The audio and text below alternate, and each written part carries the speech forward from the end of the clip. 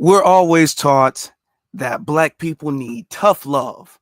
Black people need to tell each other what the truth is. Black people need to be real with each other. We need to be realistic and get out our feelings. We're always taught that.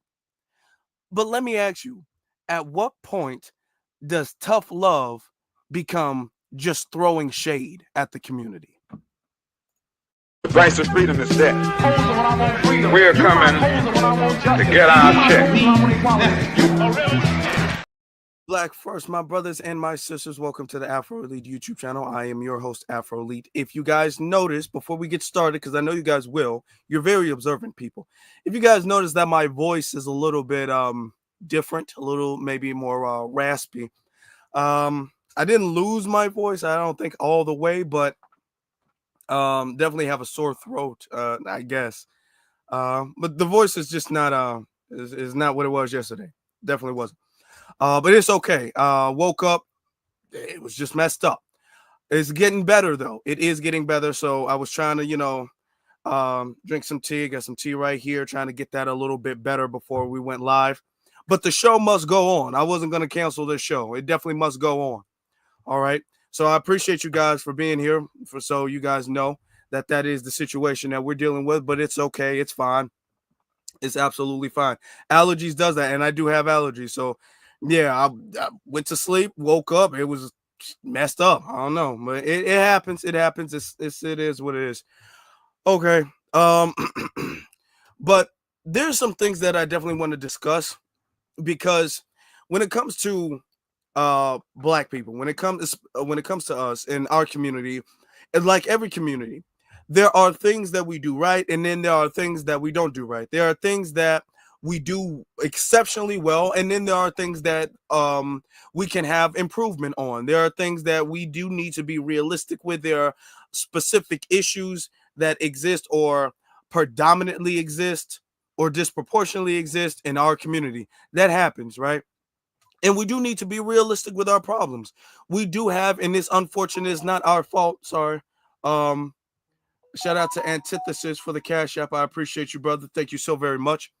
Um, we do need to be realistic with our issues, because let's be honest, the only way to solve a problem is to be honest. That's the only way, and this goes to the root of problem solving. I like to say, classify myself as naturally a problem-solving person. Naturally. Like, if you give me a situation, and this is, I've gotten people who kind of dislike this, but like, if you're talking to me about a situation, my brain is naturally going to try to figure the problem out. It's just that naturally we need more problem-solving people. And in order to be a problem solving person, you need to be an honest person, okay? Because you can't solve problems with a dishonest disposition. You can't solve problems with a delusional disposition. You do need to be honest. So there is room for, and that's why we're having this conversation, because there is room for black people being honest with each other and having a realistic, almost tough love talk to each other. And then there's like a level that gets reached, is like a line where people like to skate over that line, or it's a thin line where people use that and then they cross over into just straight up criticism, okay, and straight up reprimanding somebody. And then there's also the tough love, and I'm trying to help, and I'm trying to tell you what you need to be doing to fix yourself. But really, realistically, what I'm doing is I'm really dissing you in disguise of tough love. I'm saying it's tough love, but it's really me throwing shade and disrespecting you, but it's under the guise of, well, this is just tough love, and I'm just being realistic with trying to tell you how to do better. I'm just being realistic. So we have to have that that conversation. So the first clip I want to play, but before I play any clip, I need you guys to hit that like button. Make sure that you guys are subscribed. We're getting a lot of new subscribers. So y'all make sure y'all subscribe. Y'all make sure y'all hit that like button.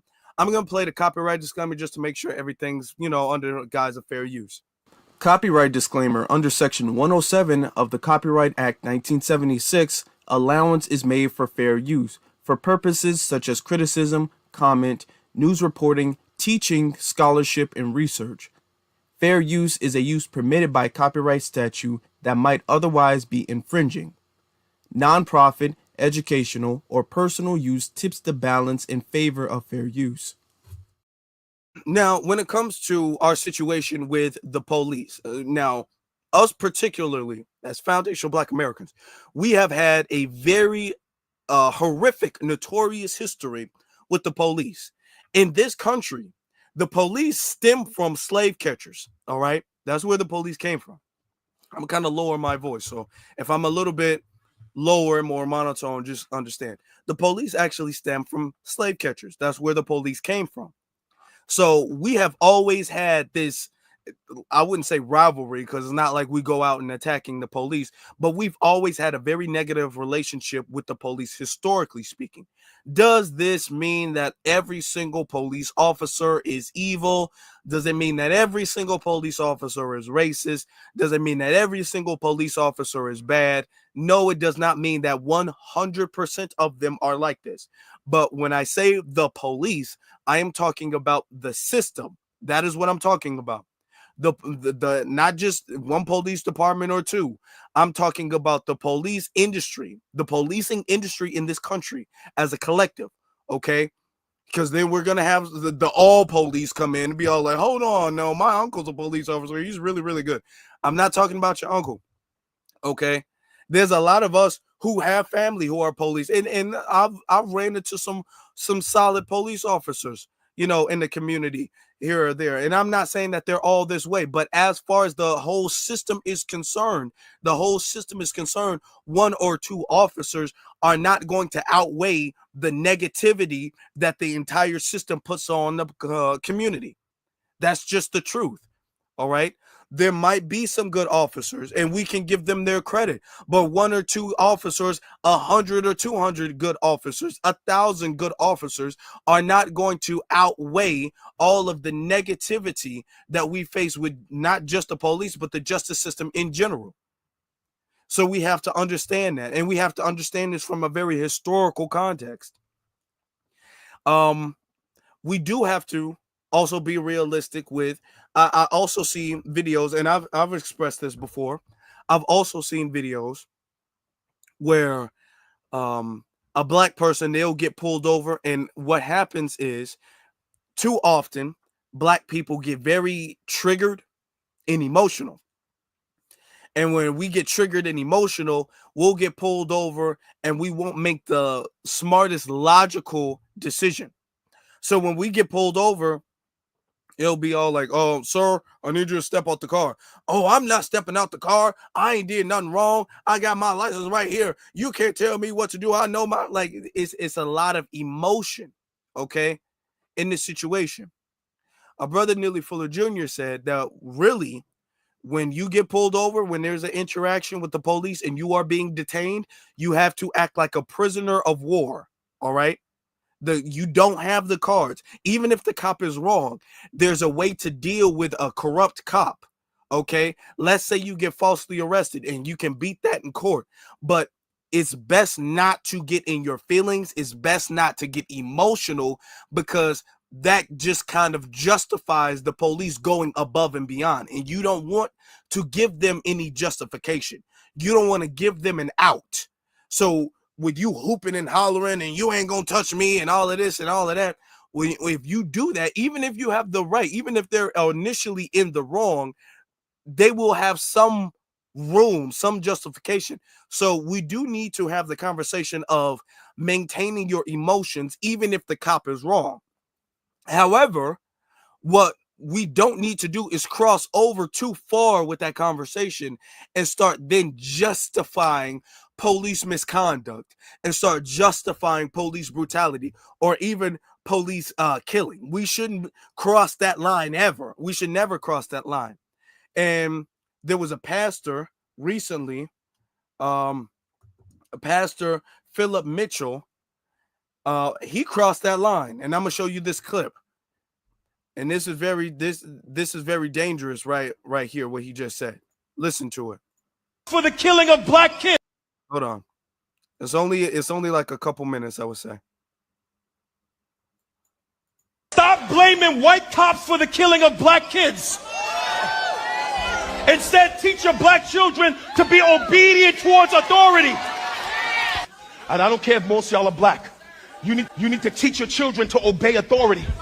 We need to teach our sons and daughters to obey authority. We need to teach our children to not fight against authority, not fight against cops, not rebel. Be model citizens. Stop being rebellious towards authority. Be submitted to laws and ordinances. Stop parking in handicapped spaces unless you want a reason to park there.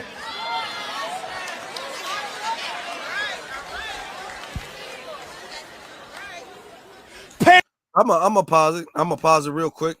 I'm gonna say this real quick.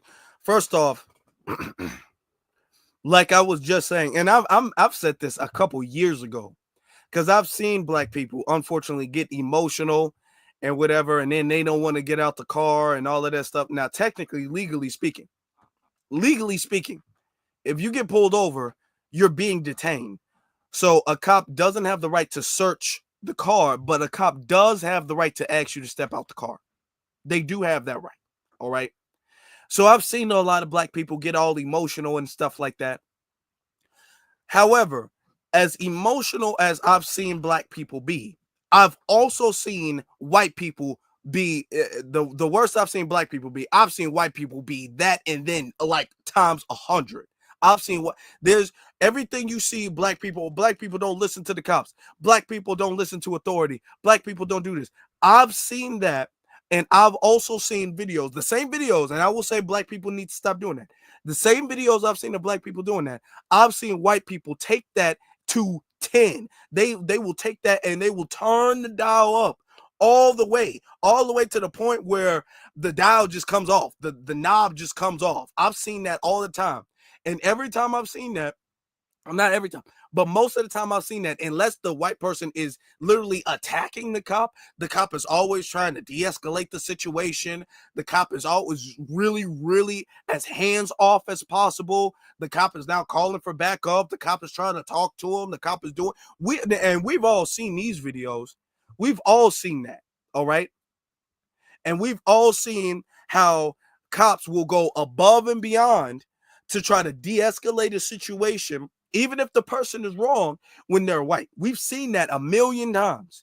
Now, when they're black, they all like, well, if you would have just put your hands on the hood like he told you to. Okay, let's say he should have put his hands on the hood like the cop ordered him to. Let's say that. But you can't tell me that then justifies the cop hitting him in the head with a baton.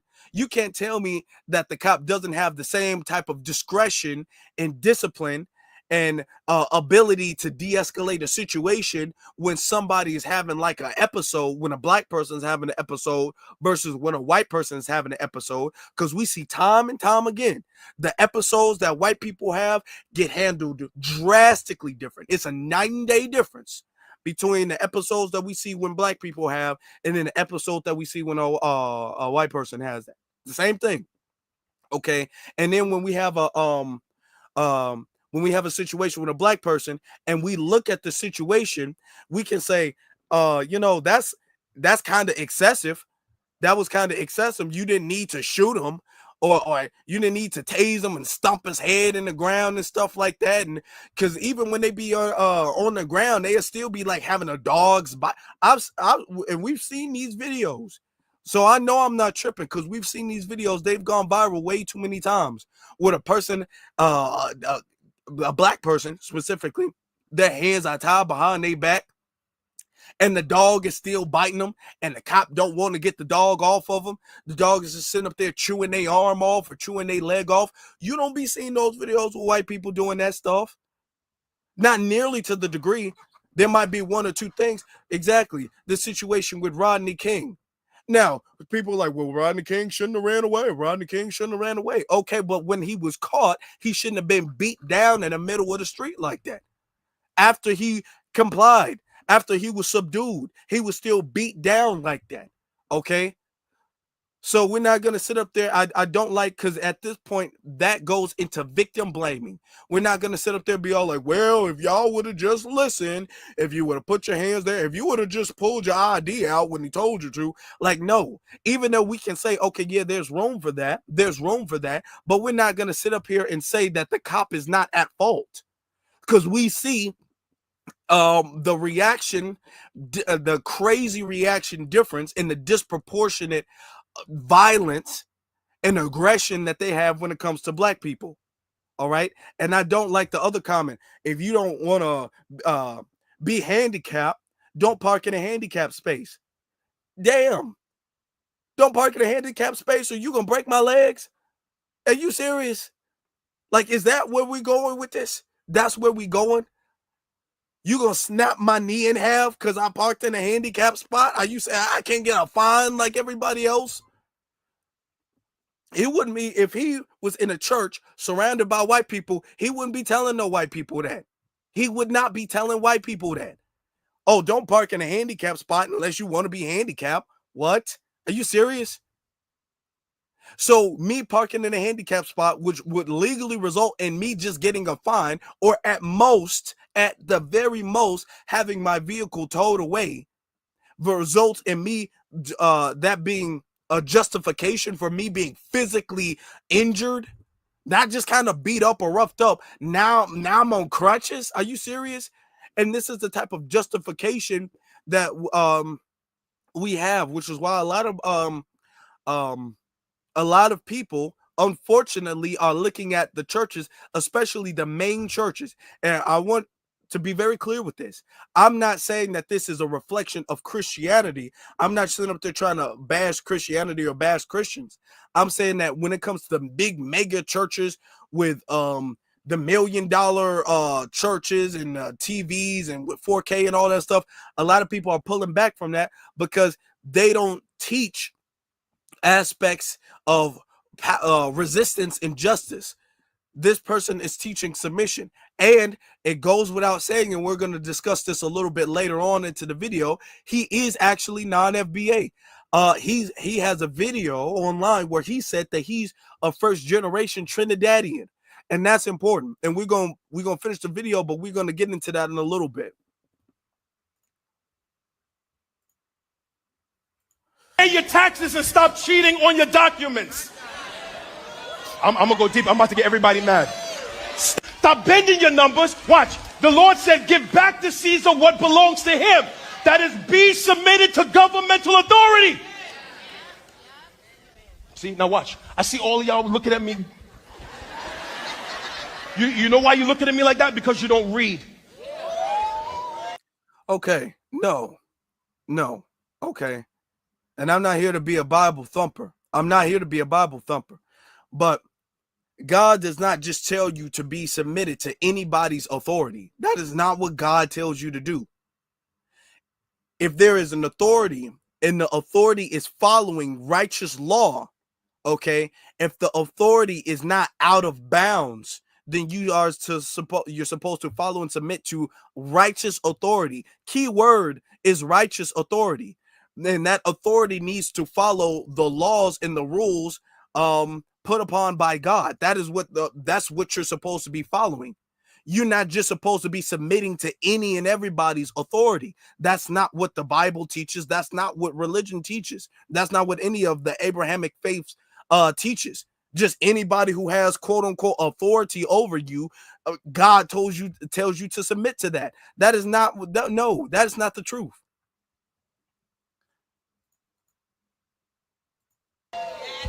After Jesus is resurrected, I don't care.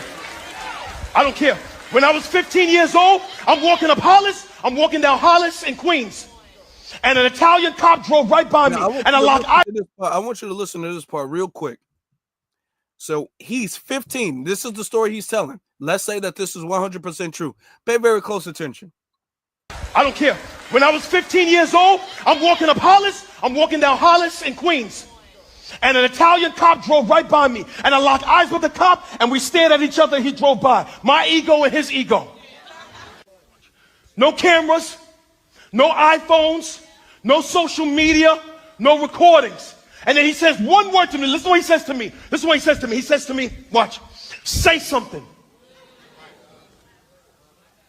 And in that moment, I hear the voice of my mom and my father. Son, obey authority. Son, respect your elders. Son, don't be in trouble out there with the police. Son, make sure you listen to people when they talk. And I can hear them blah, blah, blah, blah, blah, blah, blah, blah, blah. No. And in that moment, with that Glock pressed to my head, I got to make a decision. Either my ego is going to be strong, God, or my submission to authority is going to be stronger than my ego. Okay. Brother, I think that we missing a couple of steps. I don't know if the video skipped, because I just got this off Twitter. I don't know if the video skipped or maybe something like that. But how did we get to y'all locking eyes and there's like a little ego standoff, like a who gonna blink first type of staring contest, to now he has a Glock to the back of your head? I feel like there's some things that transpire, like it feels like there's a bit of a big missing piece to this puzzle right here. It feels like a big missing piece to the puzzle where you, as a 15-year-old kid, you stare at a cop and now he got a Glock to the back of your head. It feels like there's a, if this story is true, I don't think you're telling the whole thing. And let's say you are. Let's say you're telling the truth. Do you think that that type of authority you should be preaching, that we need to be submitting to? Because earlier in this very same sermon, you said that we need to stop blaming cops for killing black kids. That's what he said. I quote him. That's what he said. So you mean in this situation that you were in, that you're trying to tell us, this situation, that the cop is not to be blamed? Even if you, as a 15-year-old, you know what I'm saying, if you made the wrong move and he blew your head off, the cop ain't to be blamed. You're to be blamed because you didn't submit to authority. So in this situation, now I don't know how true this situation is. I don't know. But in this situation, the what he's telling, the cop is 100 and 1,000% wrong. 100 and 1,000. It's 1,000% wrong. But you trying to tell us we should, the black kids, well, I'm not a kid, but the black kids should be blamed for our death and not the cop. Because the cop has an ego and we got an ego, but we need to suppress our ego and temper our ego so the cop can run around abusing people with their out of control racist ego. That's what you're saying. Let's let him. He's almost done. And if I have not been taught to obey authority,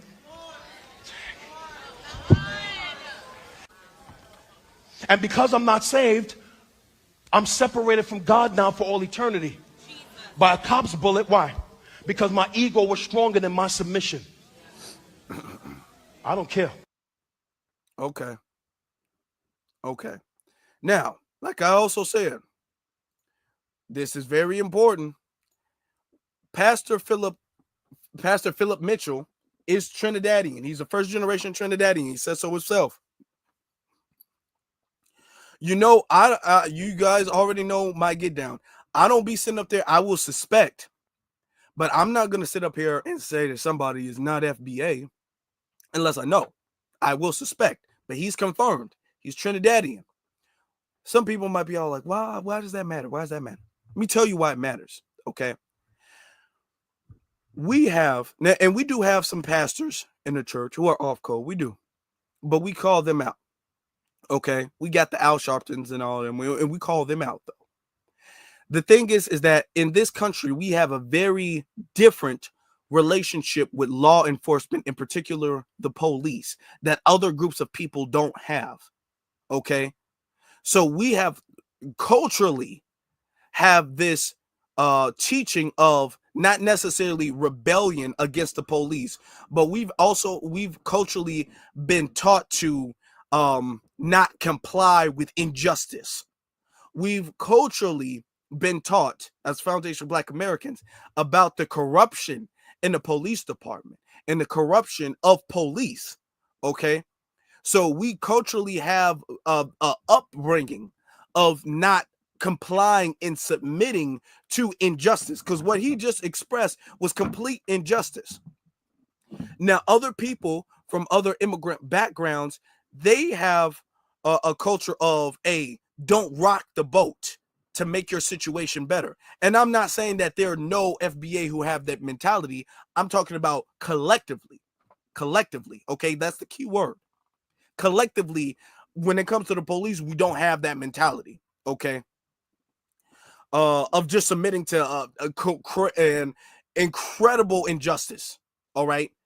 And actually not even just submitting to it, but rationalizing it and victim blaming us for it. That we don't have that.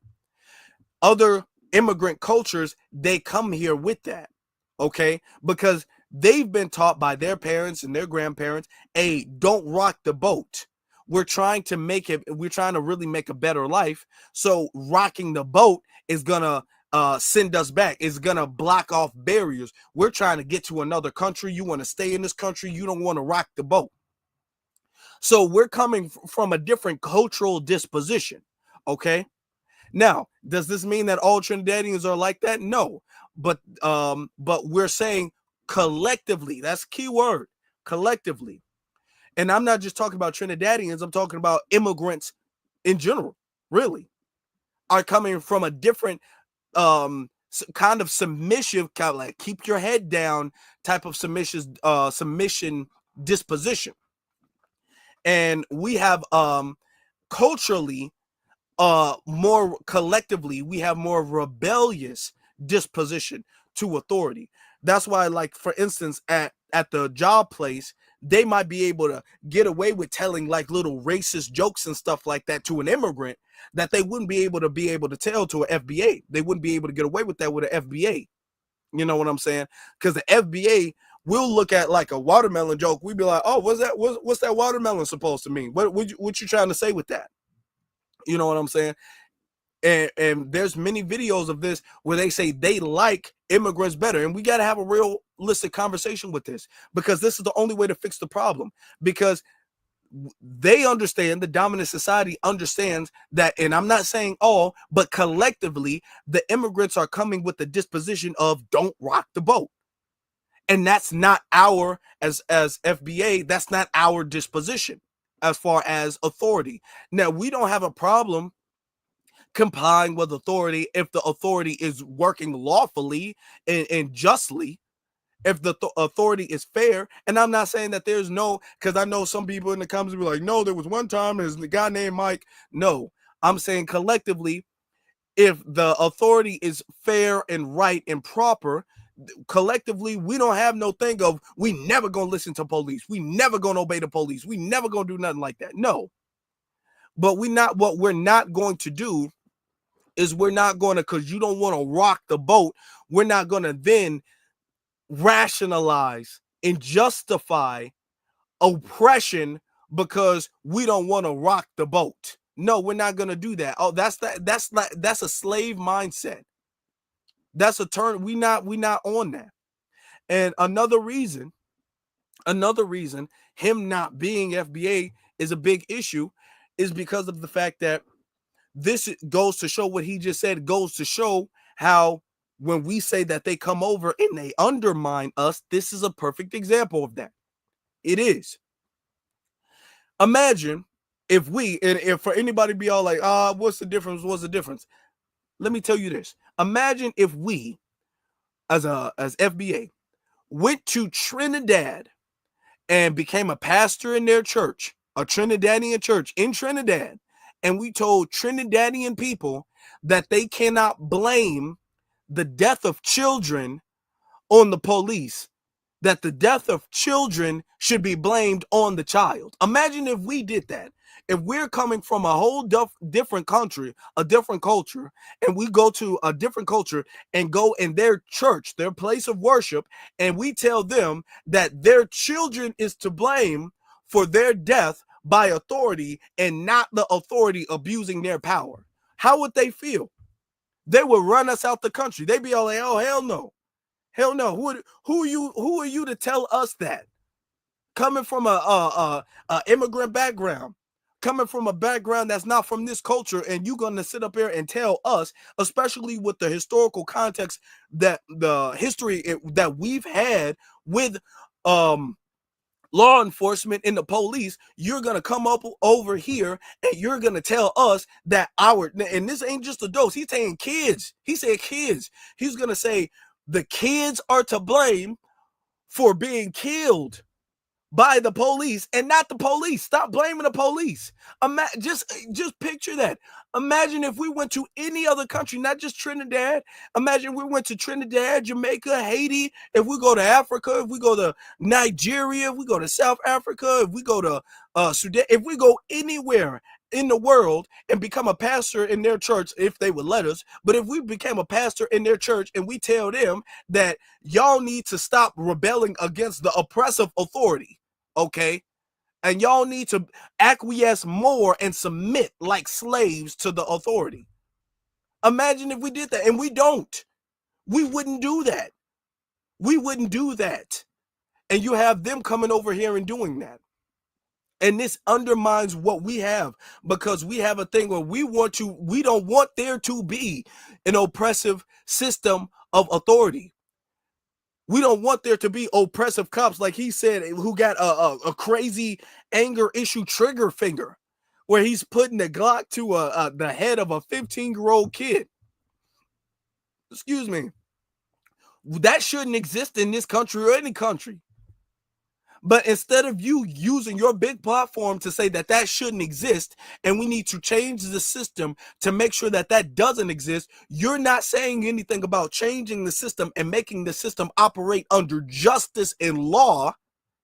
You're saying, and you're using God as as some type of leverage to say that we just need to comply with injustice. That's what you're doing.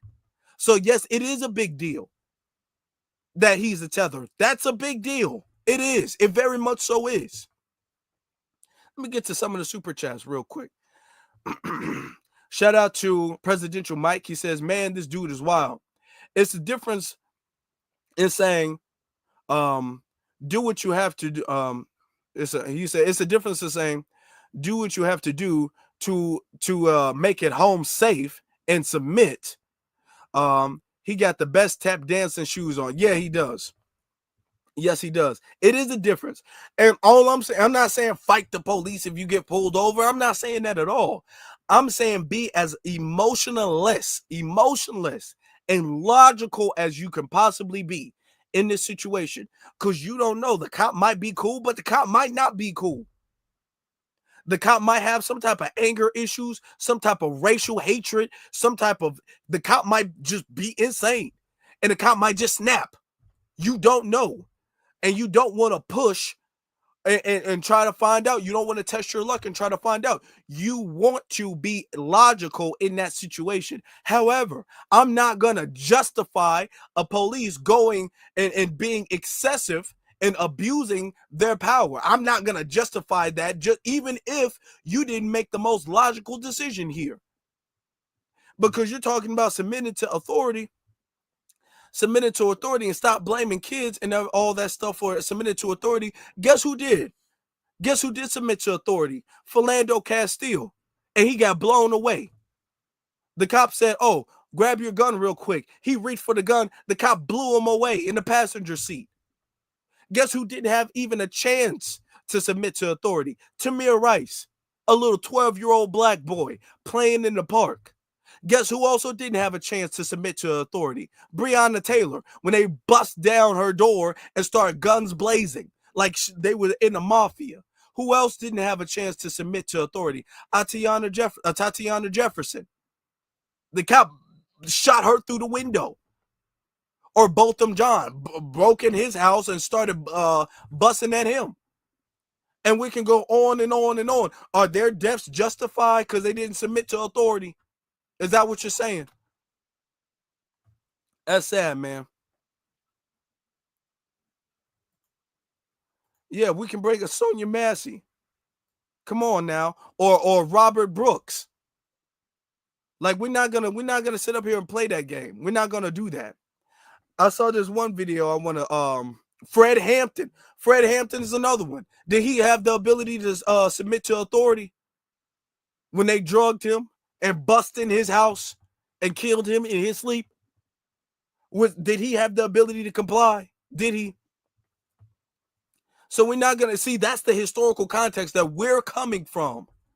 Okay? Let me play this one clip. I saw this one sister say this, and I want to play this clip real quick.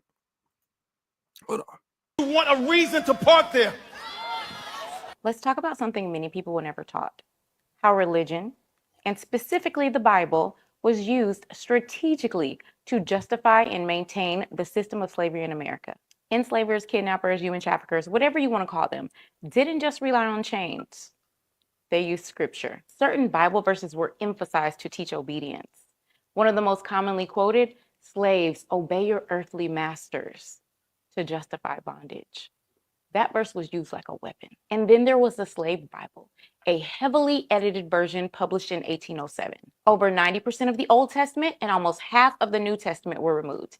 Anything that spoke of liberation, equality, or resistance, gone.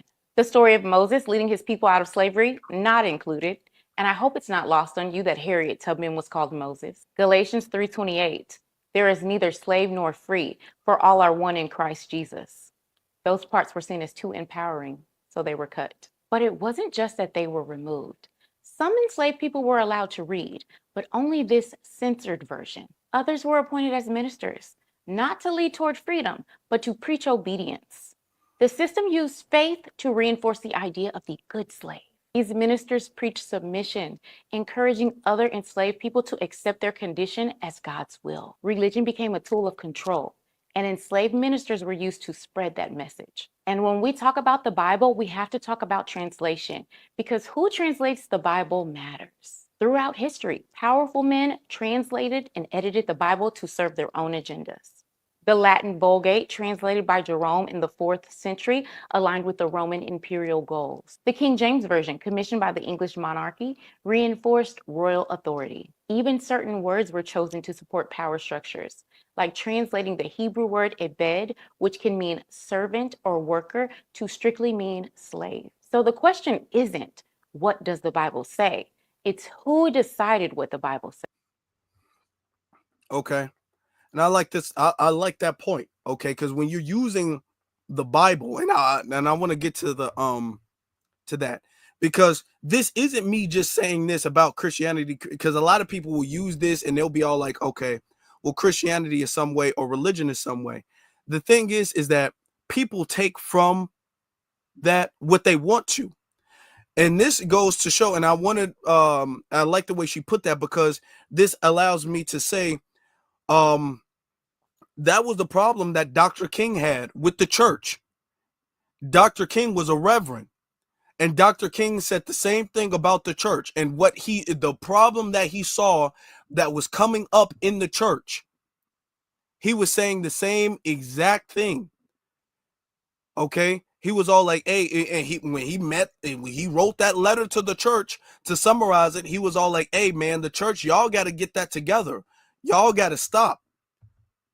He was criticizing the church and the pastors in the church. He said, man, if y'all don't really get it together, and if y'all don't become the foundation, okay, in a place where people can seek refuge and learn about, God and justice and godliness and righteousness, instead of submission and acquiescence to unjust authority, people are going to start divorcing themselves from the church. People are going to start falling back from the church. And this is in the 1960s. Dr. King saw it then, and Dr. King was a reverend. Dr. King was in the church and all of that stuff. So it's not like Dr. King had an anti-Christian view of the world, but Dr. King saw the flaws, not in like the Bible necessarily, but he saw the flaws in the way the churches were starting to operate. And he was saying the same thing then. He was all like, it damn near looked like, I'm not saying he said it, but it damn near looked like y'all going back to the plantation pastors. The plantation pastors were the pastors that were only reading the parts where he said that you need to be submissive to your master, which was Master Johnson. You know what I'm saying? The white guy. So Dr. King was saying the same thing, and this is one of the issues that we're seeing in the church today.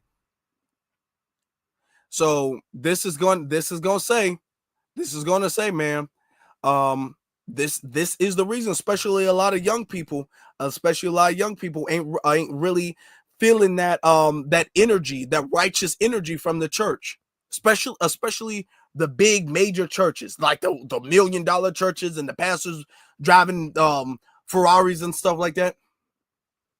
Talking about those. C. Terry says, say something is not one word. It says, say something is not one word, Pastor Tether. Yeah.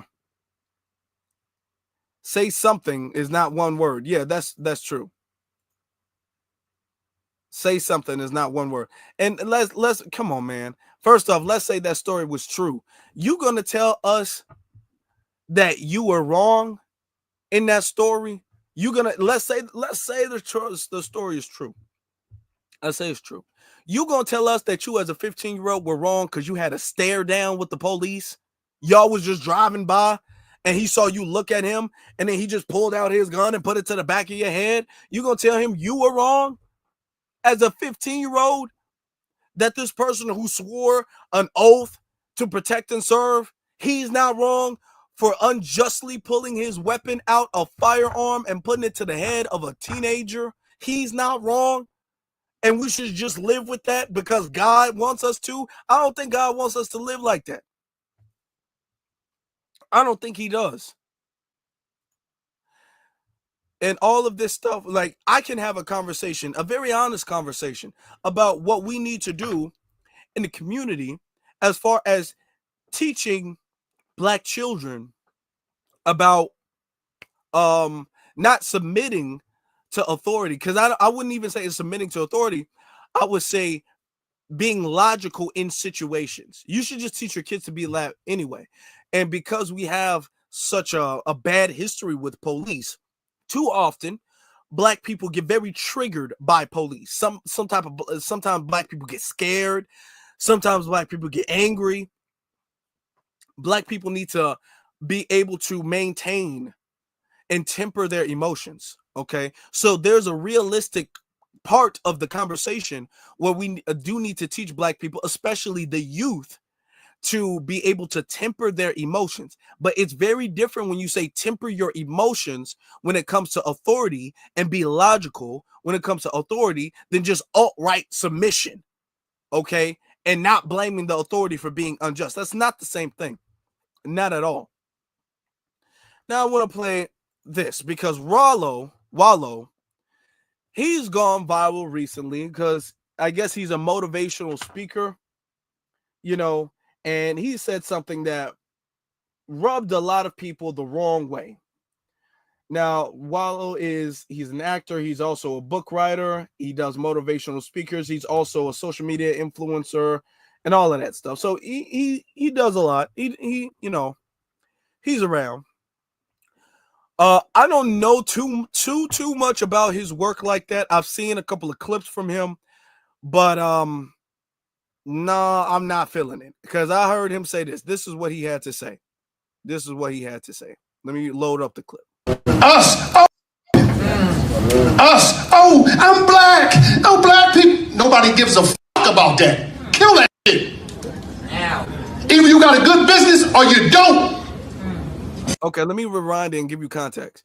He's giving a speech to a bunch of what a lot of people are saying appears to be a bunch of Black entrepreneurs, Black business owners, all right?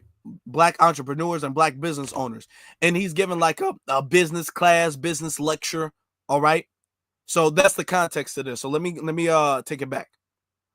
Because a lot of y'all might be all like, well, man, where's this at? Us. I'm Black. No Black people. Nobody gives a fuck about that. Kill that shit. Either you got a good business or you don't. All that shit, don't nobody want to hear that shit. That's a hustle. Support me because I got a Black business. Is your restaurant clean? Is the food good? Do you got consistent cooks? Is the material your shit good? Stop doing that. Oh, you support the white people? No, I support consistency, baby. Yeah. About what color you is. I'm gonna spend my money. That paper, I'm gonna spend them millions where the fuck I want to spend it at. Whether it's Porsche, Ferrari, Lamborghini, I'm gonna do what the fuck I want to do while I'm here. But I'm gonna tell you one thing: I ain't gonna be finessed off some black shit. But one thing about it, 70% of you motherfuckers is not going to make it. I'm not no motherfucking fake ass motivational speaker that talk this dumb shit. I'm the number one nigga in the country. You know why? Y'all seen me come out of the penitentiary. I make millions and I make millionaires, baby. You understand me? I come from the ghetto. Okay. Now, based off the clip, a lot of people are saying, oh, he was right, he was wrong. There's truth to what he's saying. Y'all just don't want to hear the truth. And this goes back to what we were saying before. There's realistic, not even criticism. There's realistic talk, okay? And there's a time to kind of be tough and realistic with the community, with people, and teach people in a way. And then it becomes a thing where it's really used as a disguise to diss black people or to disrespect black people, or you're crossing the line with that. All right. A lot of people saying that it was taken out of context. Well, we heard enough. And there are sometimes where that's taken out of context, and sometimes where it's taken out of context. And sometimes people say things are taken out of context as an excuse. Because we heard enough to essentially assess what we heard from the clip. We know where he was coming from. All right. We heard enough. Okay. Here's the thing with that. And we've talked about this on the very first episode of For the Culture. There is room to criticize, because let's be honest, we've been to black businesses. I've been to black business, a lot of black businesses. Some of the times there's room for improvement. Other times, the business as well. I've had more pleasant experiences than bad, I will say, and there is room for improvement on that. And there's a way to say, okay, well, you can't just ride off of being a black business. You want to thrive for excellence. You want to thrive for excellence. And a lot of people say, oh, there's nothing wrong with telling a business to be excellent. Actually, that's a good thing. It's a good thing. But when you say, I'm not going to be finessed on no black, if you saying that, when you say, I'm this black stuff and all, like speaking down and derogatory on black business, like, oh, a black business is a finesse. Why would it's not a finesse? It's not a finesse. I'm going to say this briefly. It's not. Okay. I don't now when he makes the excuse of, yeah, you can criticize and stuff like that, and you can't ride on the black stuff.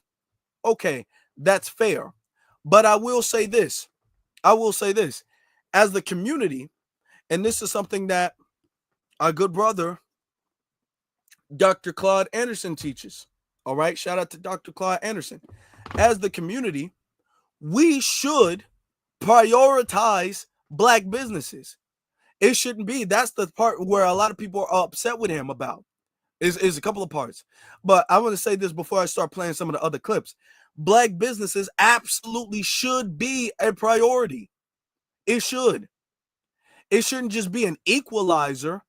It should be something that gives whatever other business, whatever other competition, it should make it more so, okay? Whatever points we give other businesses, we should give the points to it being black owned like 10 times more, because of the fact that it is in our community. I don't like, and we own, for one reason, we only have this issue when it comes to black businesses. I don't like that. Is because when it comes to black businesses, we always get taught to, well, we shouldn't have a color preference when it comes to our business. It shouldn't be a color preference when it comes to our business. I'm a shop at an Asian business. I'm a shop at a white business. I'm a shop at a Hispanic business. I'm a shop at this. I'm a shop at that. No, absolutely not. I'm gonna tell you right now, there should be your community should be preferenced, should be preferred in your business practices. It absolutely should be. Like all of these other communities, the Asians, you can be damn sure that they have an Asian preference in their business. when they want to go to a dry cleaners, they have an Asian owned preference. They absolutely do.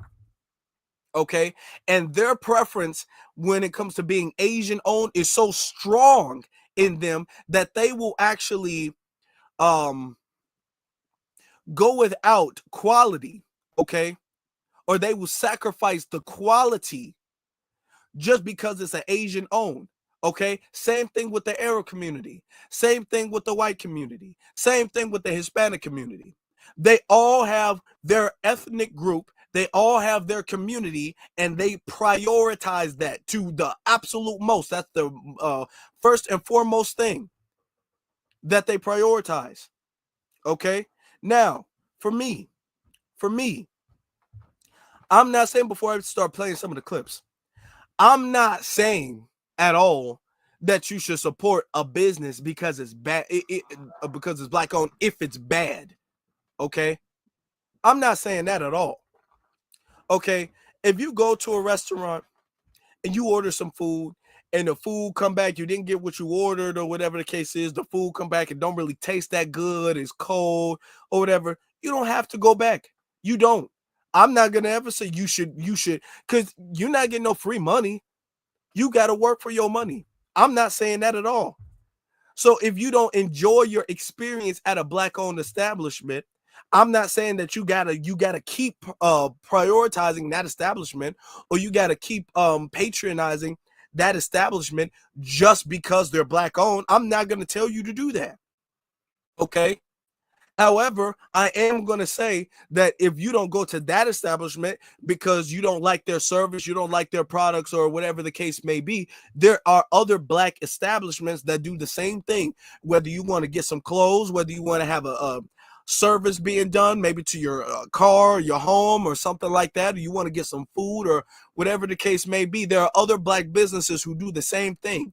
So what I'm saying is that just because one might be bad, I'm not saying support any and everybody if they're bad. Support good business, of course. Okay. But don't sit up here and don't sit up here and not prioritize the community. Another thing he said, and before I know I'm going long, I'm gonna play the clips in just a second. Another thing he said, right, is you can't, let me take it back. Let me play it so I can quote him properly. Support me because I got a black business. Is your restaurant clean? Is the food good? Do you got consistent cooks? Is the material your shit good? Stop doing that. Oh, you support the white people? No, I support consistency, baby. Yeah. Now, okay, I don't like that point. I don't like that, because let's be honest, most black people who are trying to establish a good business, most black people understand that you're not just going to be able to ride off of being black owned. Okay, the only people who really make the, oh, you got to support me, like the only people who even say stuff like that are like people who not like trying to have a legitimate business, who aren't like legitimate business people. These are people who got like little side hustles, and then even them, they're in the minority. These are kind of janky people who they might do hair on the side or something like that, or they might do some car repair on the side and stuff like that, and their service is really just not that good, but they want to shame everybody to supporting them because they're black owned. So if I'm fixing your engine and it's taking me longer than I thought, you got to keep coming back, and I'll be all like, hey, I'm a black owned business. How you gonna go to AutoZone when you can go to me? Like that's kind of like some kind of hood, like that's kind of like some ghetto nonsense. That's like some hood rat stuff and some bum nigga stuff, like for real. But we have people who are like that, but in most of the cases, those are the people who kind of just do side hustles here and there. They're not actual people who have like legitimate businesses. When we say, you know what, I want a legitimate business, like a business for real, and because black people, we got to go through a lot to get a legitimate business. Okay, as far as the licensing, as far as the LLCs, as far as the building and the taxes and all of that. Even if you work from home, you still got to do that. And then you got business taxes and stuff like that. When black people are trying to like legitimately start a for real business, we already understand that it's an uphill battle just because you're black. We already understand it's an uphill battle. So with that being said, yeah, the insurance is another good point. With that being said, most black people who are trying to start a legitimate business, we're not even going off of, oh, you got to support me because you're black, or we have this black entitlement, which is what he's implying. Most black businesses don't have that. Most black businesses understand and know that your product or your service has to be top tier in order to get returning customers. We know that.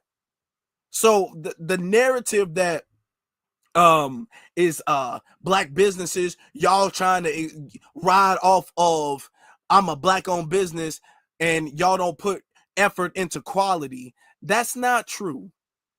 That's very inaccurate. It's true in very small cases, but those cases are barely legitimate businesses. And let's say there's a restaurant and they got bad service. It's a black owned restaurant, have bad service. That's okay. And as unfortunate as that may be, and I've been to some I've had some criticisms for some black restaurants. I will never say it was bad service necessarily. Some of the and I've said this before. I feel like a lot of when it comes to older people who do restaurant business, you guys need to definitely make sure that your website is up to date. You definitely need to do that, because then you'll have things on the menu on your website that's not really on the menu at the store, and then the hours on the website is different from the hours on the store. So that's a legitimate criticism. That's a legitimate criticism, okay? But it's a criticism out of love. I'm saying it because I want you to do better. I'm not saying this with me wagging your finger like, see, this is why I go to the white business. I wouldn't say that to you. I'm saying this because I want more out of you, because I expect more out of you, because I want to support you more. And this is the quality that I want you to reach, because I believe in your potential and I want you to be better. So that's where my criticism would be coming from. You know what I'm saying? If I do have criticism, it would come from love. It wouldn't come from, this is why I shop at other businesses, or this is why black businesses are bad. And we got to stop doing this, because there's already such a bad stigma around black businesses anyway that are so unfair, because it doesn't exist with other groups of people. All right. But let me play some of the videos, and then I'm gonna keep going. So you have some people who let me see. I didn't pull it up. You have some people who actually do agree with what he said. Hold on. Can't believe I didn't pull it up. Okay, check this out. Getting pushback for saying he ain't shopping just cause you black. Is he wrong? Is he lying? All that support black business, black. Hey, brother, that's how they got y'all with BLM. Black business, Black Lives Matter. Black is a psyop anyway. What? Support black business. That's how they got us with Black Lives Matter. What the hell is he talking about? What are you talking about? That's how you got us with black. I don't know. Can somebody please explain to me where the tie with supporting black business and Black Lives Matter? Can somebody explain how those two things tie together? Because I don't see it. Can somebody please explain that to me? And then black is a psyop anyway. Where are you going? What is wrong with you? Okay. Listen, bro. Good business, good product, good service. That's the only thing that matters, bro. When MLK said one day we judge people for the context of the character, not the color of their skin. When I was young, I didn't understand what he was saying, right? I'm like, oh, he yapping, he wants us to integrate. But now I understand it, because you can't, all skin folk ain't kin folk anyway. So just because you got a black business, I'm just supposed to bite off of that? No. This ain't no reparations, bro. They not giving you nothing. That be on some like, oh yeah, we gotta stick together. We gotta stick together. Whole time you gatekeeping. Whole time you gatekeeping information. You gatekeeping resources. I ain't gonna say gatekeeping resources because you probably earned them. But you know what I'm trying to say, bro? Like, I don't know what you're trying to say, brother. I don't know. This man is all over the place. This video only like a minute and some change.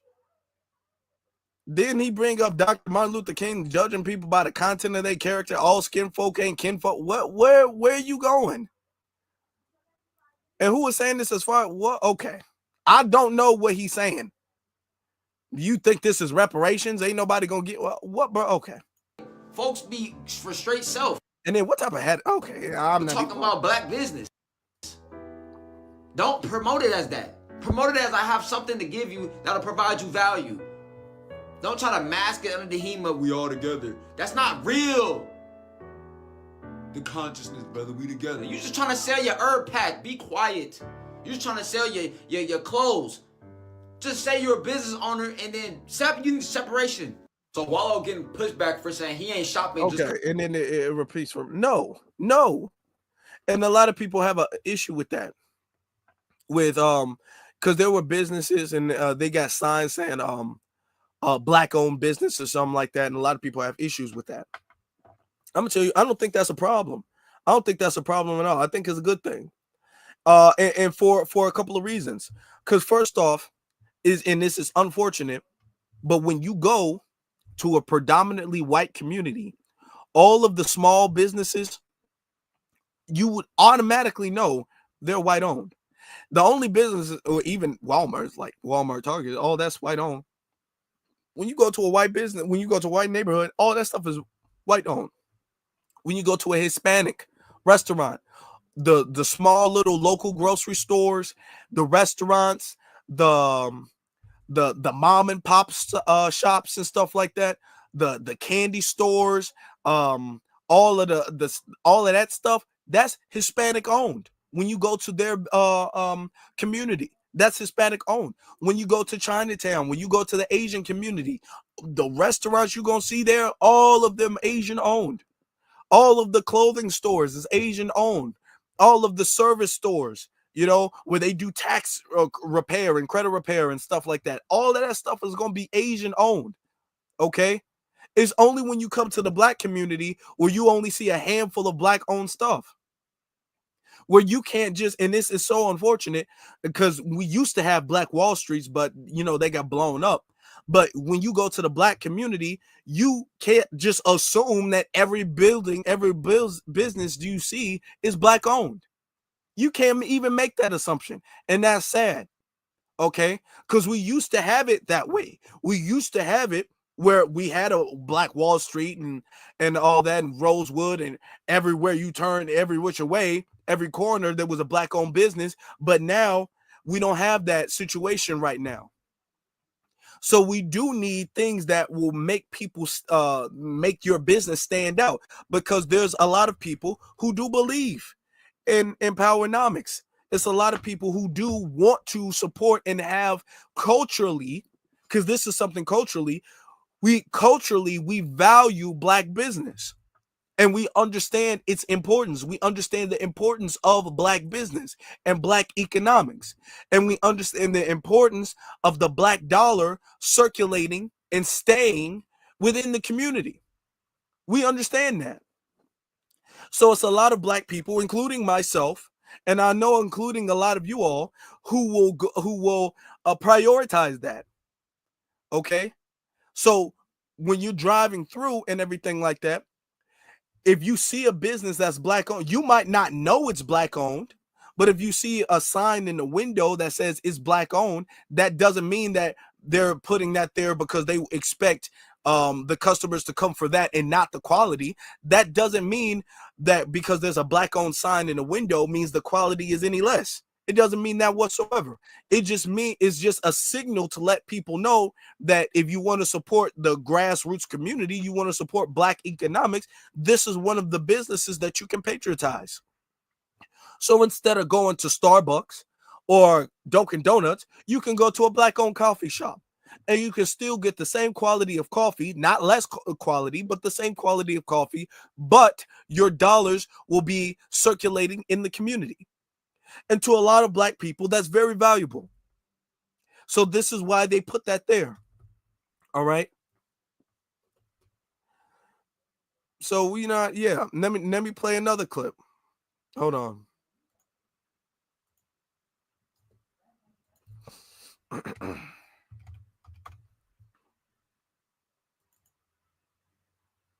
Same shit on my because I went to a black owned.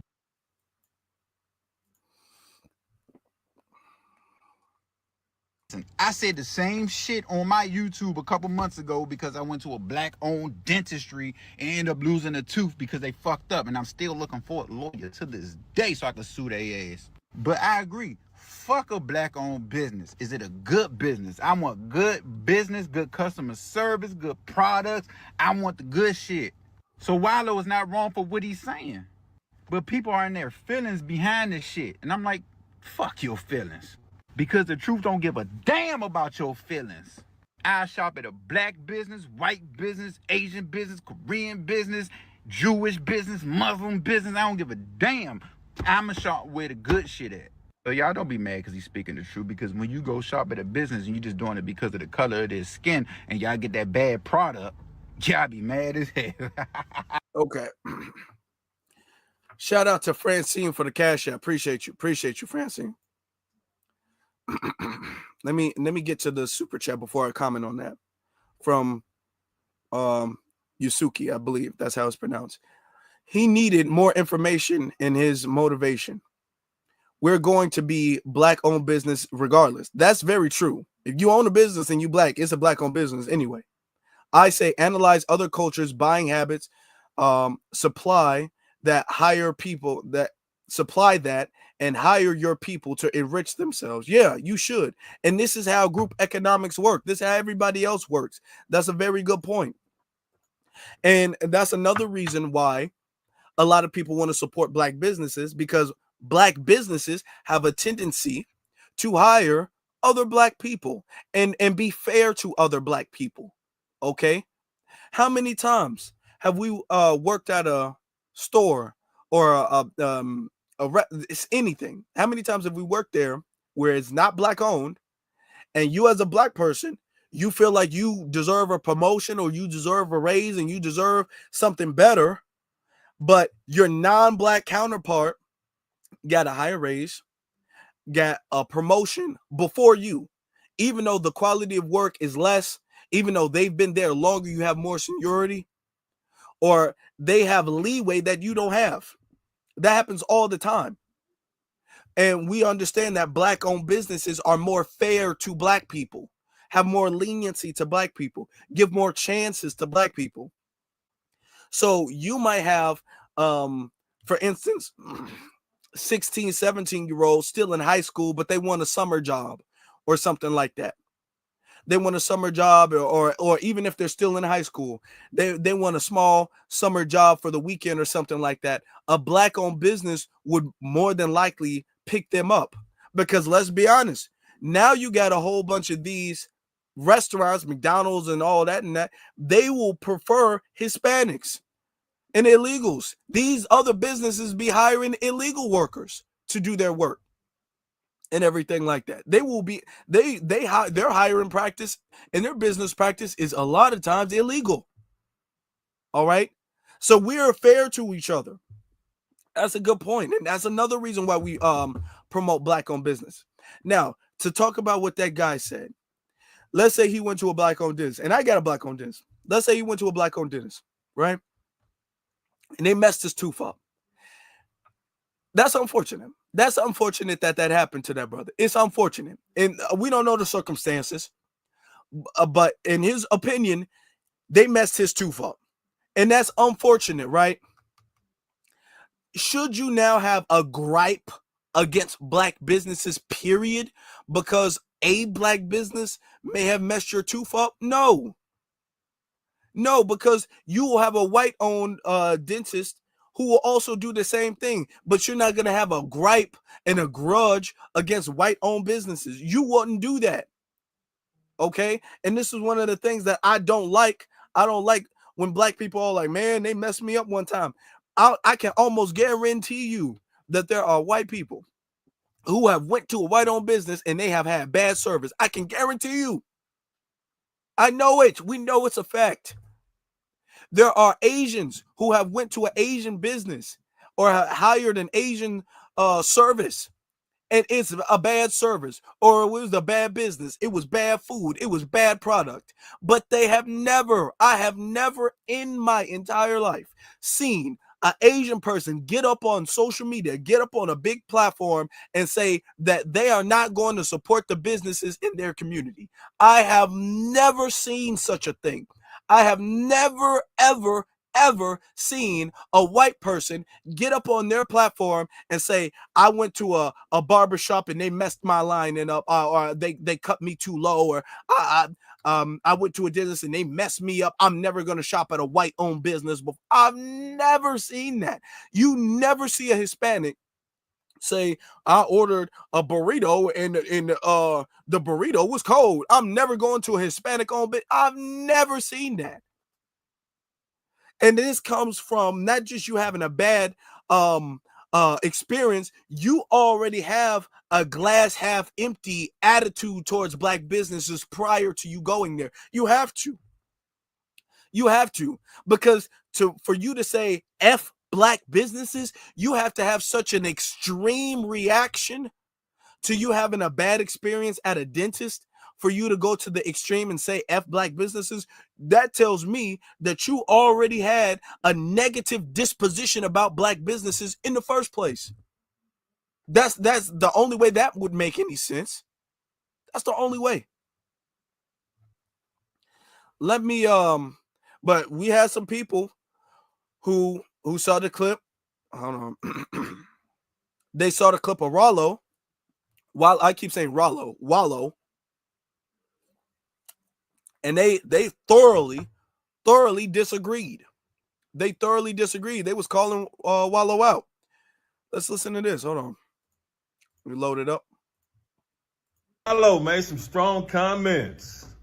He's talking tough to a room full of quote unquote black people. I mean, just talking tough, said he is not going to be finessed off no blacks. He ain't going to support no black businesses just because they owned by somebody black. He ain't going to be finessed on no black.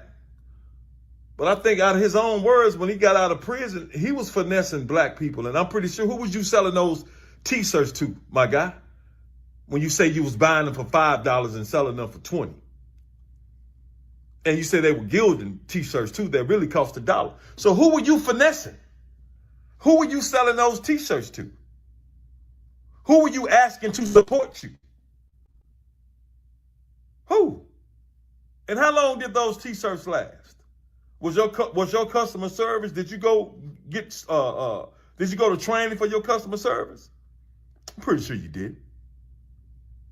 See, that's what happens with people like Wallow. They feel extremely comfortable attacking people that look like them, being disrespectful to people that look just like them, being pugnacious to people that look just like them, that came from the same struggle that he came from. But now he's gotten some money and some celebrity and some vain status.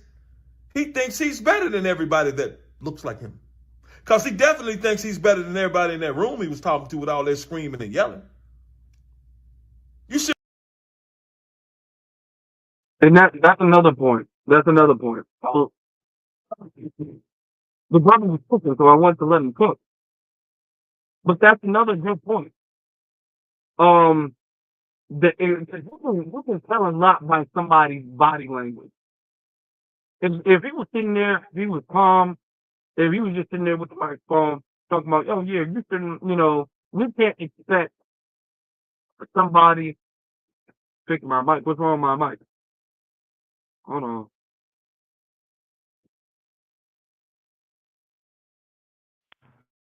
Okay. Is it better now?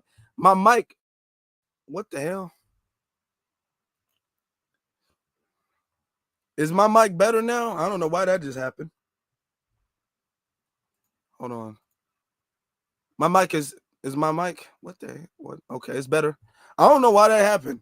It just switched my mic because I got this microphone right here, but my webcam also has a microphone. So I guess I don't know why it just automatically switched, but it just switched. I don't know. But you can tell a lot by somebody's tonality and their body language. Okay. If he was all like, yeah, we shouldn't just lean on being a black-owned business. You have to have excellence or whatever the case is. But the fact that he's up there, he's screaming, he's cursing, his body language is like he's angry at black-owned businesses. That was the energy he was giving off. Now, he might be a passionate speaker, and a lot of passionate speakers, they come off very energetic, and at times you can kind of perceive that as anger. But the way he was coming off, all that cursing and all of that, you can't do this, and ain't nobody gonna be finessed by that effing black bullshit, like all of that stuff. Let me ask you this question. If he was in a room, my only question before I let him play, if he was in a room full of white people talking to a whole bunch of white entrepreneurs or even non-black ones, Hispanic, Asian, whatever, if he was in a room talking to a whole bunch of non-black entrepreneurs and business people, do you think he would have had that same type of body language? Do you think he would have had that same type of tonality? Do you think he would have been cursing so much? Or do they reserve that for black people? Because all of this tough love stuff that just gets is the veil that people hide behind when they want to diss black people. They don't have that for nobody else. They don't have that for nobody else. So we're not going to do that. That's a really good point. I've seen motivational speakers before. Okay. White, black, Hispanic, Asian, all of that stuff. I ain't never seen them curse that community out. Talking about they ain't gonna be finessed off no black BS. I ain't never seen them do that. I ain't never seen no Asian person saying I ain't gonna be finessed off no Asian nonsense. I ain't never seen them say that. I ain't never seen no Hispanic person say that, cursing out the Hispanic community. I ain't never seen that, and they wouldn't do it, and a black person wouldn't do that to them. But we the only group of people who gotta face this tough love. No. You shouldn't want to be finessed off anything. And he's continuing to perpetuate the narrative that black businesses ain't no good. I have way more positive experiences at black businesses than I do negative ones. Way more. But he likes to perpetuate that. He likes to, I'm a big dog. I just asked Wallow, who were you selling those t-shirts to, man, when you got out of prison to help you? I'm pretty sure it was people I'm pretty sure it was black people who wanted to support you because you were black. Who wanted to support you because they knew you had just got out of prison and you was trying to do something positive with your life. When you first started your podcast, who was listening to you? Who was helping build you up? Who was giving you that listenership and their viewership where you're able to obtain these large sponsorships from the machine? Who helped you get the attention of the machine? Probably black people that you were finessing, that you had finessed. But now you done got the bag. You think you better than everybody else, man. You're a podcaster, bro. You're a motivational speaker, but you're also a demotivational speaker. You say some good things, but you say some bad things. Yeah, I'm gonna say, and I agree. Now, I don't know all of what Wallow has said. Maybe he has said. I mean, I know he got a lot of clips. I'm not 100% sure, but I disagree with that statement that the whole black on. No, we're not gonna do that, and I don't like when people of higher profile do that, because even if you get the support and sponsorship of these big companies, the dominant society, even if you get a deal with McDonald's, or you get a deal with Microsoft or Amazon or whatever, or Google or whatever you start off and your base support is black people. A lot of these rappers, a lot of the grassroots ones, not the industry plants, but the grassroots rappers and stuff like that, they got popularized by black people. It was black people, for instance, NWA. Now they big now. All of the members are super big now. Dr. Dre got $1 billion with beats, and Ice Cube got the Big 3 league and all of that stuff. They're very successful now. But one thing you can say is that when it comes to, I will at least give Ice Cube, when it comes to that, he has not separated his touch to the community or to black people or black issues. Because as you were coming up, it was black people who supported you. It was black people. There would be no Ice Cube had black people not supported NWA or Snoop Dogg or whoever the case is, or Nas or whoever the case is.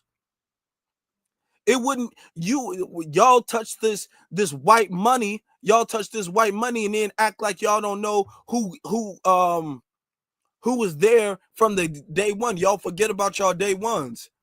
Not only do y'all do that, a lot of them, they will get up there and they will start wagging their finger like you made it. He was sitting up there in that thing. He was sitting up there in that thing, talking like hey, I'm the number one nigga in the country. I can do this, dude. When you got out of prison, you wasn't popping. When you got out of prison, you wasn't sitting up there. People wasn't checking for Wallow when he got out of prison. When he got out of prison, he needed the support of the community, which he received. He wasn't the same criticism. He all like, hey, yeah, ain't nobody gonna support no black-owned thing just because you black-owned. I want quality. Prada, Gucci, all of this stuff. I want quality and all that stuff. People were supporting him just because we understand culturally that black people have a uphill battle, and we have a harder time when it comes to succeeding. And the machine is working against us, not for us. And the only time the machine works for us is when they select certain people to go against the community. So we know we are all we got. So that's why Wallow was supported. Okay? And then when he gets on, he wants to do that. Hey, I ain't going to support no black-owned business just because you black-owned. Stop all that. No. I'm going to play this other clip.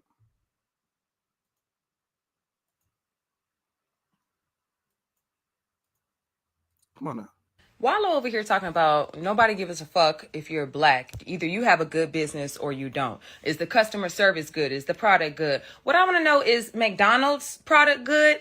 Is their customer service good, or is their marketing good? A lot of these Asian hair stores, do they have good customer service, or do we just know that we can get the products that we need from them? I'm trying to figure this out, because there's Walmart. Does Walmart have good customer service? Them motherfuckers act like they don't even want to help you find the shit that you're looking for.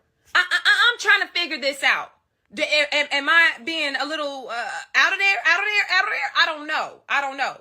Because to me, it seems like a lot of black people in a position to tell black people to make sure they focus their money into the community are out here telling y'all, nobody gives a fuck if you black. Support just based off of that.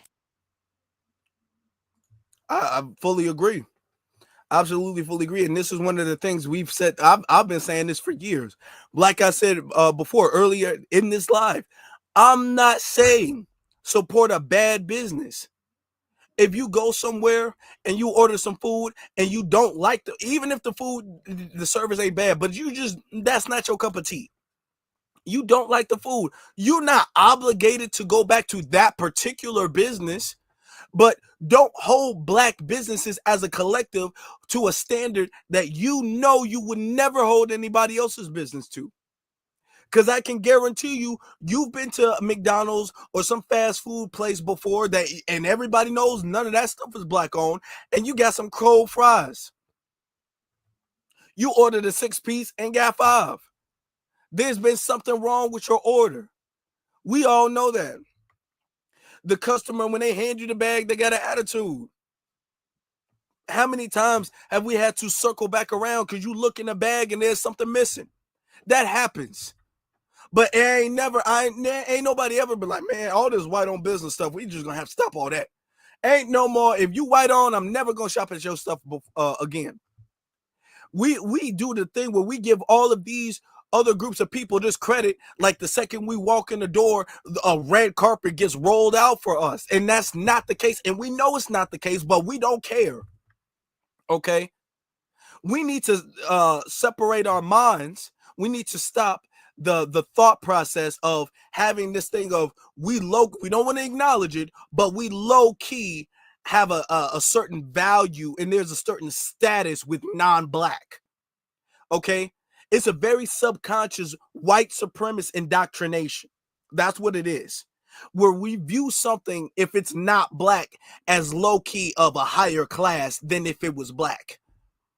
So we view clothes that are made from non-black people as higher quality or a better design than if they were made by black people. The same thing, but if they were made by black people, or a bag or something, or the quality of work or the quality of food.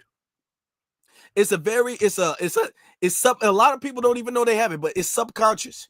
It's a white supremacist indoctrination, because it's by default, you are lowering black to substandard by default. And now, because by default, people subconsciously think this, black people have to go above and beyond to fight against this stigma that exists within the brains of a bunch of people. And that's the truth. That's why black businesses have a harder time. That's why it's so much easier to write off a black business than it is anybody else. Okay? So we're not going to do, and especially for us, because we are the number one people. When we talk about boycotting, America has had a generational boycott of black business. But besides other black people, most black businesses don't get supported if it's announced that they're black owned. If it's announced that they're black owned, they ain't gonna get supported, except when it comes to black people. Okay, there was a thing a few years ago, when Target was introducing a lot of black owned stuff to their website, and there were some people online. Now, not only white people, but there were people online, and they was all like, "Oh, I buy this coffee all the time, but I didn't know it was black owned. I'm gonna stop buying it." That's literally how it is. We can have a good product, and we all know this is the truth. We can have a good product on the shelves at Target or on the shelves at Walmart, and people can enjoy it. The price is good, the product is good, people can enjoy it. But they will say, "Oh, I didn't know it was black owned. I'm not gonna touch it no more." They will do that. They will do that.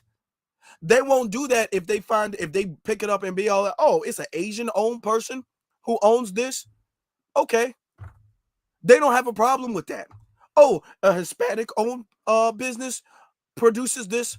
Oh, okay, that's cool. Oh, a small white owned business produces this. Oh, okay, that's cool. A black owned business, when they know it's black owned, it becomes like radioactive to them. They be like, oh, they feel like they got finessed. Even if they liked the product before, they will feel like they got finessed. They will feel like, oh my God, you tricked me. Oh no, I don't want to support those niggas. How did you trick me into buying that stuff? They will feel that way. They will feel that way. Okay. So this goes back to what I was saying earlier. This is another reason why black businesses, like the stores, they will put a sign to let you know, because it's a signal letting us know that as a community, it's our job to support each other. Okay? Because we already know we are the first to get written off. And then next thing you know, Walmart, Target, these other stores, they'll go back to the producer or the owner of the brand or whatever the case is, be all like, sorry, we're going to have to discontinue our partnership because your product just isn't selling. Your product isn't selling. So it's bad business for me as Target to continue to do business with you if your product isn't leaving the shelves. They're just taking room up on the shelves. Your product isn't selling. I'm not going to keep buying it. I'm sorry. That's what happens. So this is why we take it as an important and a prideful part of our responsibility to support Black businesses. Okay? Because we know nobody else is doing that. All right? We know nobody else is doing that. Yes, we should. I'm going to be honest. We should.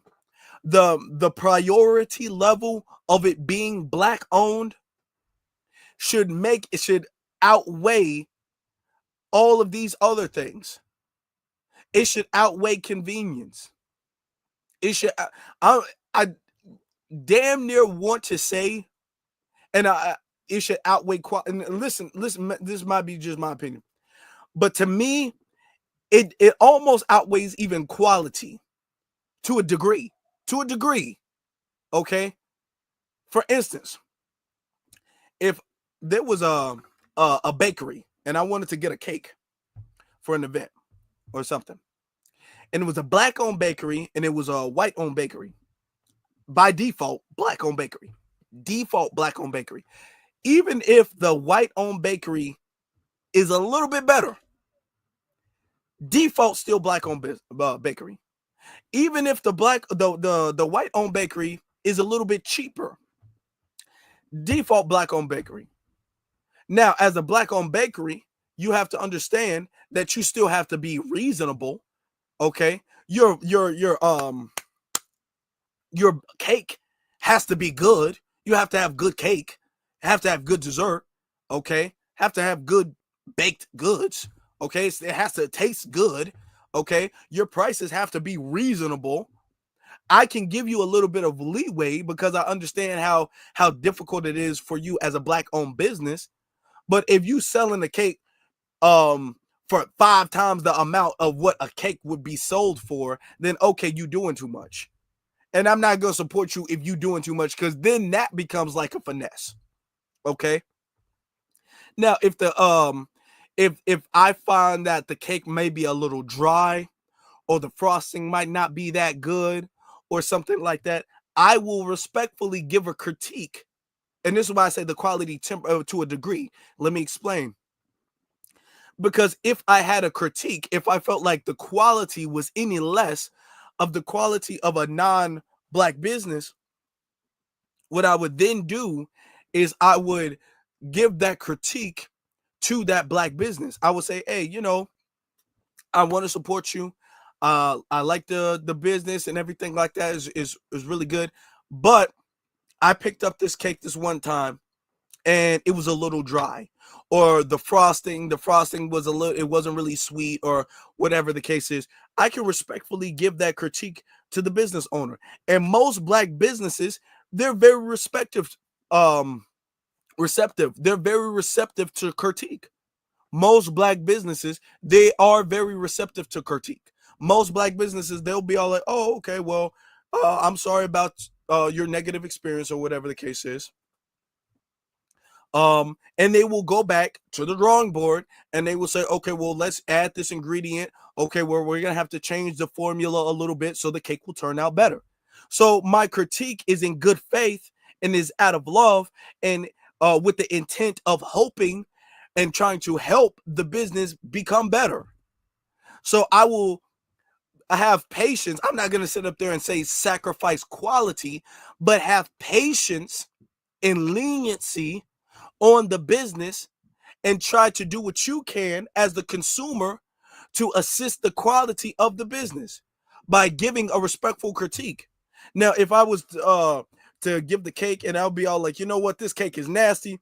I hate this cake. I hate everything about it. I'm never shopping here again. I'm going to tell everybody never to shop here again. Y'all suck. Y'all don't deserve to be here. I'm never coming back here. That white-owned business is better. That's why Black-owned businesses ain't going. That's not productive. That's not a productive critique. How is that? What type of business is gonna? What are they gonna take from that and do better? Explain that. How are they gonna take that and be all like, oh, okay, well, I'm gonna note that down and I'm gonna take that back to the drawing board and I'm gonna do better? How are they gonna do that? If you coming at them with that type of energy, they're not gonna be able to do that. So if you come to them with a respectful critique about quality or maybe time, maybe the quality was really good, but it took a little bit too long. And I've experienced that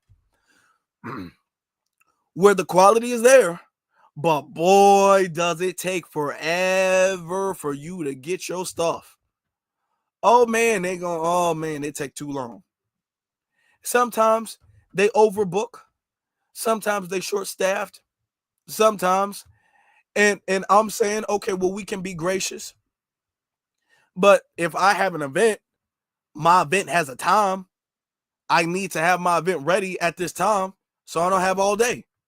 So I will leave that critique like, hey, I thought you said pick it up at 5. It's like 5:30, and I'm supposed to be back over there by now.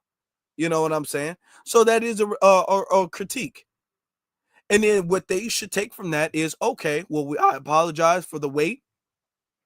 Now, when it comes to if I have a cake that needs to be picked up at 5, I'm gonna start that an hour earlier than I started before, so I can make sure that if something might come up, it will still be ready around 5 o'clock. And everybody's better. And this is how a community grows and becomes stronger. This is how we do better. And this is how we support each other. Okay? This is nation building. This is how we build a community. And all of these other people get it. Okay? All of these other people get it. Asians gonna do that. Hispanics gonna do that. And even if you let's say for example, they just ain't gonna get it. The bakery's just not gonna do well. Let's say that. Okay, you don't have to go to that specific bakery ever again. You don't have to, even if they black owned, whatever. If your critique, if the standard of quality doesn't meet what you paid for, you don't have to go back there. And now all I'm saying is you should be graceful and you can help and they can improve, because most small businesses, they start off, still trying to kind of, get their feet on the ground.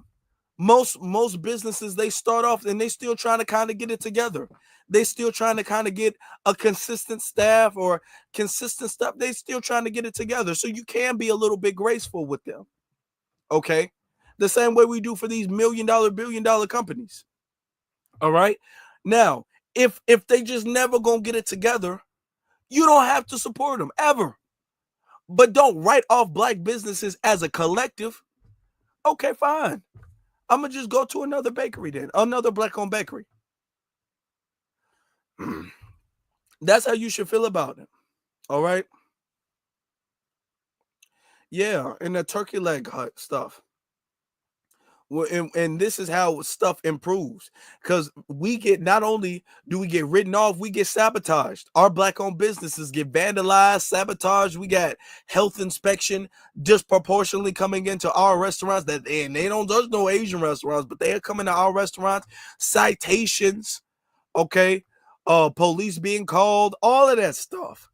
How for how many years were they trying to sabotage the turkey leg hut? Years they were trying to sabotage the turkey leg hut. They don't be trying to do that to no Chinatown business. They don't be trying to do that to no Little Mexico Village business. They don't be trying to do that to nobody else. But for years, going back to Black Wall Street, our businesses were set aside for specific targeting and sabotaging. So yes, we do need to disproportionately prioritize our businesses. We absolutely do. Absolutely. All right. And let's be very, very, very honest. Most black-owned businesses actually provide higher quality stuff. In most cases. In most cases, you go to a black bakery, most cases, that bakery is going to bake better cakes, better cookies, better brownies, better dessert, or whatever. They're going to have better stuff, better sweets and stuff like that, better service than their white counterparts or their non-black counterparts. Most of the time you go to a black-owned restaurant, they're going to have better food. Okay? Food that's more nutritious. All right? Better service. They're going to have better stuff because black businesses understand that you have to go above and beyond. So most black businesses, for real establishments, they actually provide better quality products, better quality food, better quality service, better quality customer service, all of this. So this whole narrative of we got to lower the quality of stuff to support a black-owned business, that's almost never the case. That almost doesn't happen. Most of the time, our stuff is better. But we still get the stigma that our stuff is just worse. And they don't want to say what's worse about it, because then you would have to compare it to these other groups of people. And when you compare apples to apples, we beat them all of the time. All of the time. So yeah, we gonna stop that. Yeah, our food is way better. We cook way better than they do. We cook way better than they do. So what are we doing? What are we talking about? Come on, man.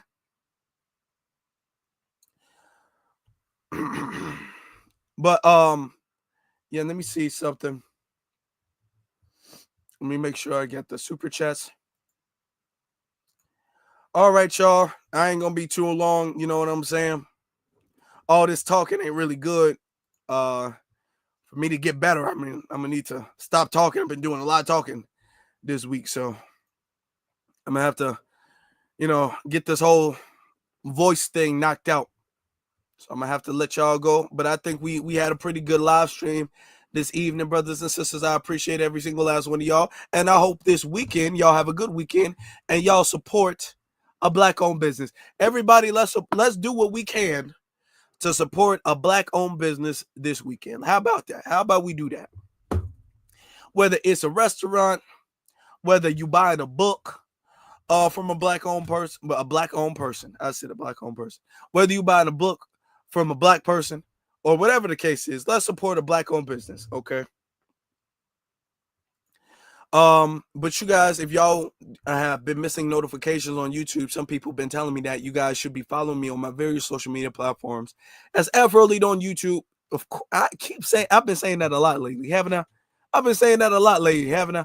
And it's Afro Lead on Instagram and then the Afro Lead on Twitter. Okay, I've been saying that a lot. I've been messing that up. Also, y'all make sure, I would appreciate if you guys hit that like button. That's very helpful. Okay, it's very helpful. It really helps the algorithm because we really catching on. We having a lot of good momentum. That's why I had to make sure I was here this evening. So y'all make sure that y'all hit that like button. Also, hit that subscribe button. Double check to see if y'all subscribed. Hit that subscribe button and the notification bell. Now, with that being said, black first to every single last one of you brothers and sisters, and I appreciate you guys for being here. Thank you all for watching. Y'all stay blessed.